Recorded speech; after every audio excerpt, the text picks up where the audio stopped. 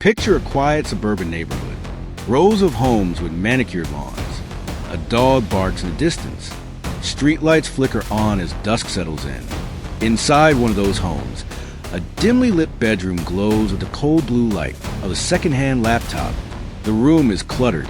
Empty energy drink cans, fast food wrappers, worn-out tech manuals stacked against the wall.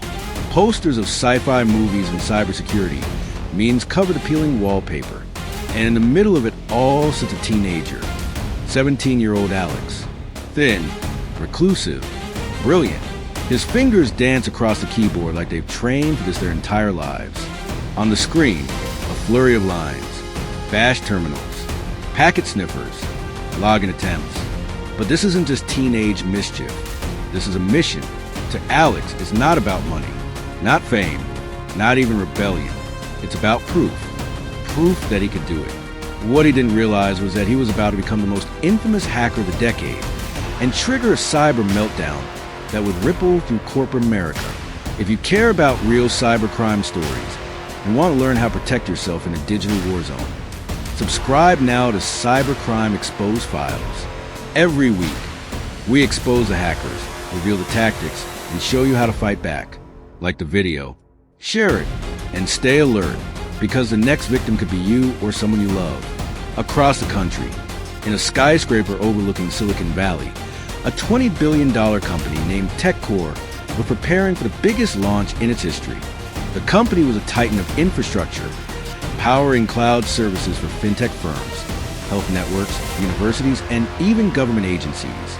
TechCore bragged about its unbreakable security stack, next-gen firewalls, endpoint detection, encrypted traffic monitoring, machine learning intrusion systems.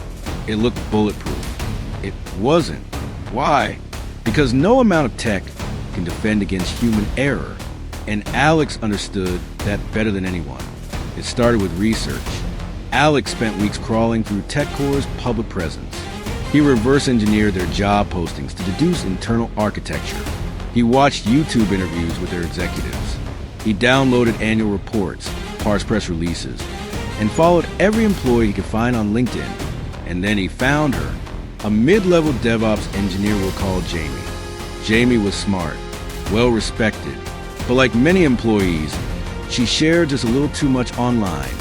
Tools she used, Slack channels she loved, hobbies, conferences she attended. To Alex, this was gold, because every hacker knows people make mistakes. Code doesn't. He downloaded a phishing kit from a private hacking forum buried deep in the onion layers of the dark web. Then he tweaked it, polished the design, changed the fonts, added SSL to the fake site. The result? A perfect replica of TechCore's internal login port. But there was no rush. Alex waited for 3 weeks. He crafted emails that looked exactly like internal update notices. Same signature, same formatting, same tone. Using a spoof domain and social engineering tactics, he sent dozens of phishing emails to TechCore employees. Most went ignored. Some were flagged. Then Jamie clicked. It was a small click, a forgettable one, the kind you make while sipping coffee at 9:47 a.m. on a Tuesday morning. But that single click gave Alex everything he needed. Jamie didn't notice the subtle misspelling in the domain. She didn't notice the request for her session token. And by the time she refreshed the page, the damage was done. Alex had her credentials. And more importantly, he had active session access that bypassed two-factor authentication. The door was open. Inside TechCore's network, Alex didn't rush. He moved with surgical precision, mimicking employee behavior to avoid setting off behavioral AI alerts. He logged in during business hours. He used VPN endpoints similar to companies' geolocations. Using tools like Bloodhound, he mapped out Active Directory relationships. Using Mimikatz, he dumped hashed passwords and looked for privilege escalation paths. He found a gold mine, a misconfigured Jenkins server, admin credentials stored in plaintext in old scripts, a backup file that wasn't encrypted. Within 48 hours, Alex went from Jamie's limited account to full domain admin privileges. He had the keys to the kingdom. But here's the twist. He didn't steal. He didn't encrypt. He didn't sell anything on the darknet. What Alex did was far more terrifying. He left a mark. He wrote a custom payload, a Python-based script that spread silently across TechCore's cloud infrastructure. It was time-triggered, encrypted, designed to delete key configuration files, disable user verification systems, wipe audit logs, bring down internal authentication servers.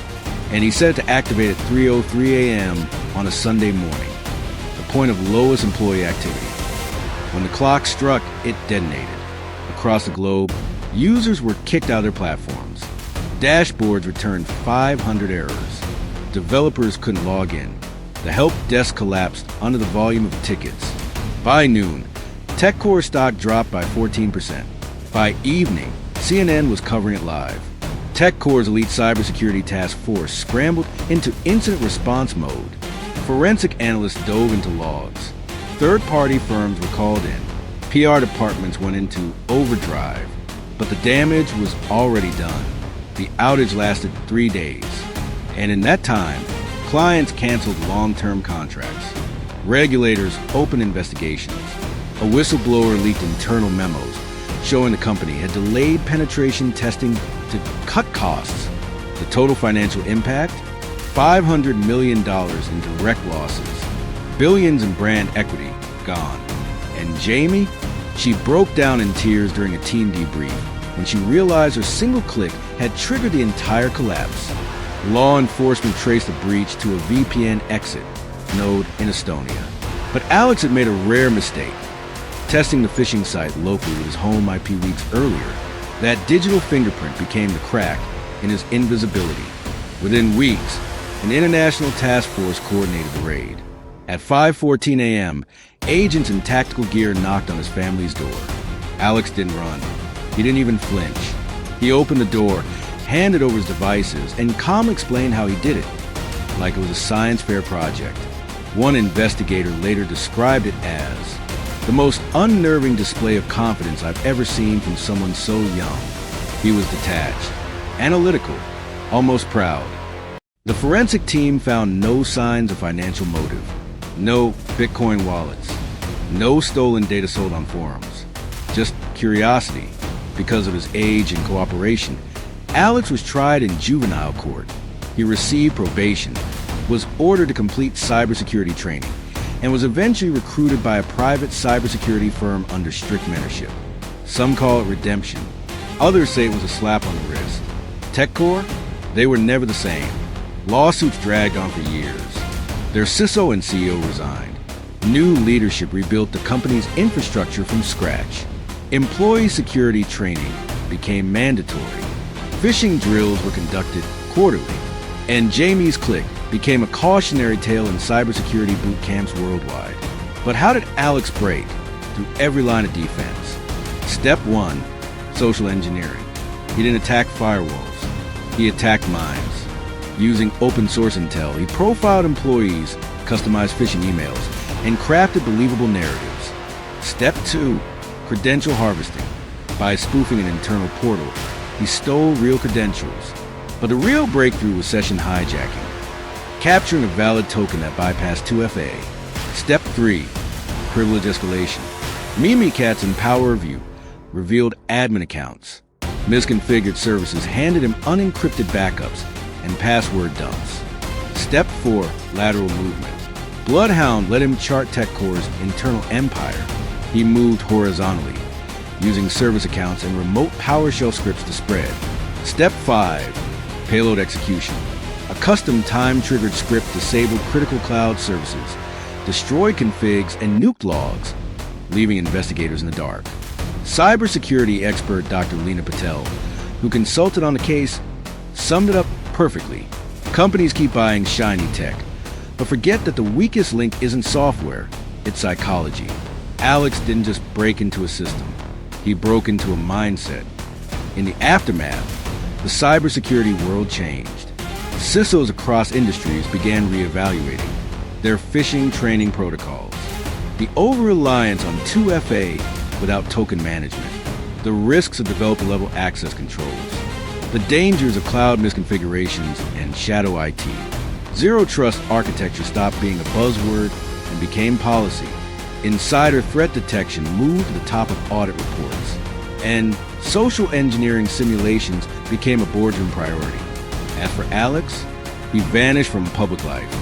Some say he was hired by a 3-letter agency. Others claim he disappeared into the darknet, teaching a new generation of hackers how to avoid his mistakes. But in April 2025, a new breach shocked the cybersecurity world. A defense contractor experienced a massive data theft. The attacker used eerily similar tactics: phishing through open-source profiling, session hijacking, custom scripts with timed detonation. And when investigators analyzed the payload, they found a digital signature, the same one Alex used. So the question remains, is he back, or has someone else picked up his legacy?